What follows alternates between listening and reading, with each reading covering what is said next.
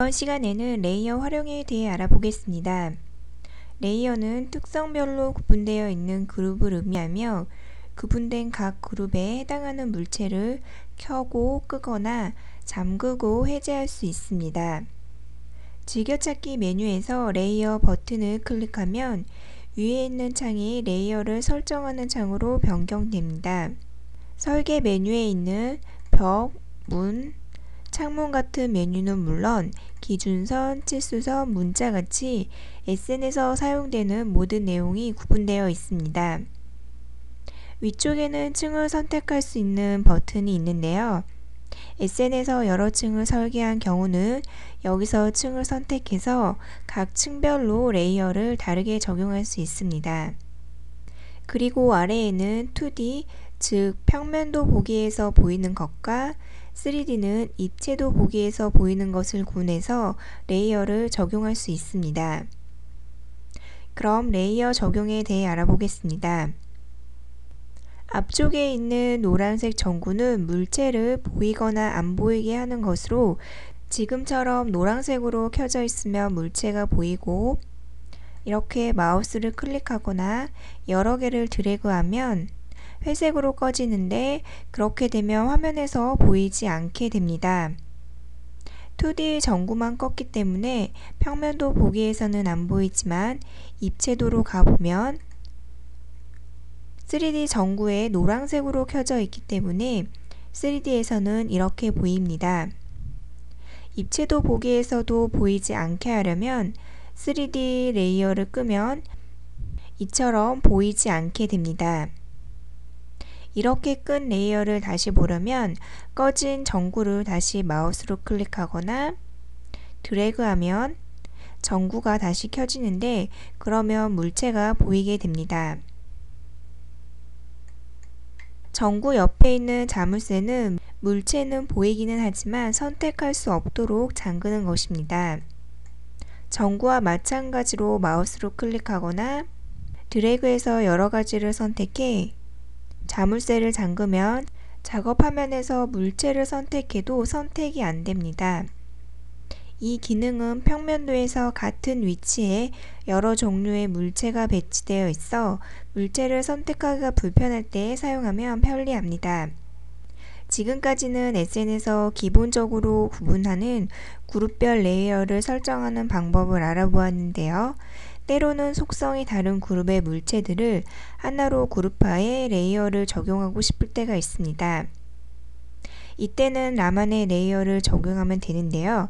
나만의 레이어를 만들고 적용하는 방법에 대해 알아보겠습니다. 먼저 하나의 레이어로 묶고 싶은 물체들을 마우스로 선택합니다.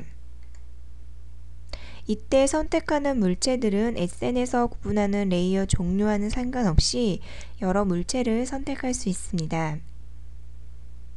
여기서 마우스 오른쪽 버튼을 클릭해 나만의 레이어 버튼을 클릭합니다. 그러면 아래 레이어 적용 창이 뜨는데요. 새로운 레이어를 만들 때는 새로운 레이어 만들기를 선택하고 레이어 이름을 입력합니다.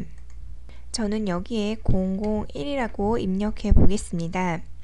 그리고 아래 프로퍼티에서는 지금 만든 레이어에 적용할 내용을 선택합니다. 2D 또는 3D에서 보이게 할 건지 안 보이게 할 건지 또는 선택이 가능하게 할 건지 선택이 안 되게 할 건지를 마우스를 클릭해 설정하면 됩니다. 저는 일단 2D에서 보입니다 선택을 해제해 보겠습니다. 확인 버튼을 클릭해 보면 다른 물체들이 하나의 레이어가 적용이 되어 2D에서 보이지 않게 됩니다. 이렇게 적용된 레이어의 설정을 다시 바꾸려면 실시간 메뉴 창을 열고 나만의 레이어 버튼을 클릭해 창을 엽니다. 이번에는 기존의 레이어에 추가하기를 선택해 아래창이 활성화되면 만들어져 있는 여러 개의 레이어를 선택할 수 있게 됩니다. 아까 만들었던 001 레이어를 선택하면 프로퍼티에서 설정된 레이어 적용을 변경할 수 있습니다. 저는 2D에서 보입니다를 다시 선택하고 2D에서 선택이 가능합니다 선택을 해제한 후 확인 버튼을 눌러보면 다시 2D에서 물체가 보이게 됩니다.